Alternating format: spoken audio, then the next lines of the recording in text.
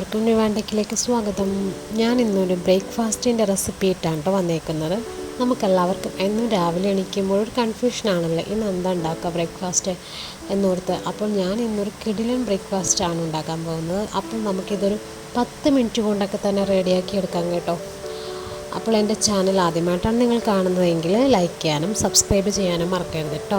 അപ്പോൾ ഞാൻ ആദ്യമായിട്ട് ഇവിടെ പച്ചരി എടുത്ത് വെച്ചിട്ടുണ്ട്. ഇത് ഞാൻ നൈറ്റിൽ തന്നെ, നമ്മൾ രാവിലത്തേക്കാവുമ്പോൾ നൈറ്റിൽ തന്നെ പച്ചരി കുതിർത്തി വെച്ചേക്കുവാണ്. ഇതിപ്പോൾ ഞാനൊരു 3 കപ്പ് പച്ചരിയാണ് കേട്ടോ എടുത്ത് വെച്ചിരിക്കുന്നത്. ഇതിലെ വെള്ളമൊക്കെ ഊറ്റി കളഞ്ഞിട്ട് ഞാനിത് ഈ ജാറിലേക്ക് ഇട്ട് കൊടുക്കുവാണ്. ഇനി ഇതിലേക്ക് ഞാൻ വേവിച്ച് വെച്ചിരിക്കുന്ന ഉരുളക്കിഴങ്ങാണ് കേട്ടോ. ഇതിപ്പോൾ ഞാൻ എടുത്തിരിക്കുന്നതെന്ന് വെച്ചാൽ ഒരു വലിയ സൈസ് ഉരുളക്കിഴങ്ങും ഒരു ചെറിയ സൈസ് ഉരുളക്കിഴങ്ങുമാണ്. ഇതും നമുക്ക് വേവിച്ചിട്ട് നമുക്കിതൊന്ന് അടിച്ചെടുക്കാം കേട്ടോ.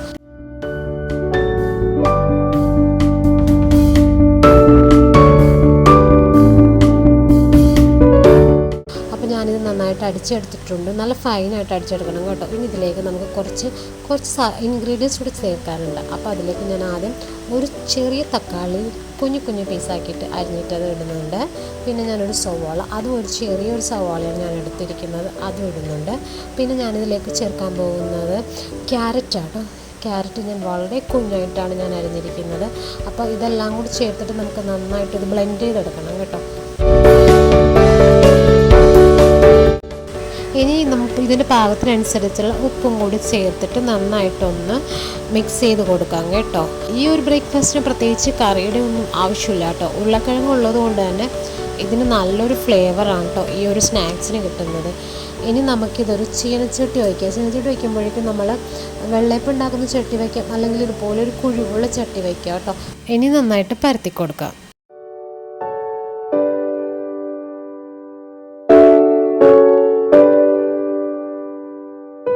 ഇതൊരു ഹെൽത്തി റെസിപ്പി ആട്ടോ. പിന്നെ ഇതിൽ ലോ ഫ്ലെയിമിലിട്ട് വേണം കേട്ടോ ഇത് നമുക്ക് വേവിച്ചെടുക്കാനായിട്ട്.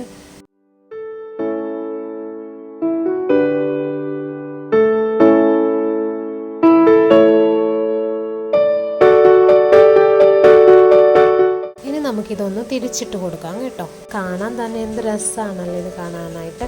അതുപോലെ തന്നെ ഇത് കഴിക്കാനും വളരെ ടേസ്റ്റി ആട്ടോ. ഇതിന് പ്രത്യേകിച്ച് കറിയുടെ ആവശ്യമൊന്നുമില്ല കേട്ടോ.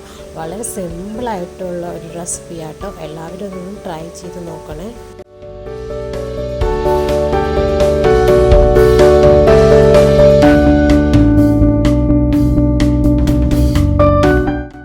അപ്പോൾ എല്ലാവരും ഇതൊന്ന് ട്രൈ ചെയ്ത് നോക്കണം കേട്ടോ. അപ്പോൾ എൻ്റെ ചാനൽ എല്ലാവരും സബ്സ്ക്രൈബ് ചെയ്യാനും മാക്സിമം ഷെയർ ചെയ്യാനും മറക്കരുത് കേട്ടോ. ഇനി മറ്റൊരു വീഡിയോ ആയിട്ട് കാണാം. താങ്ക്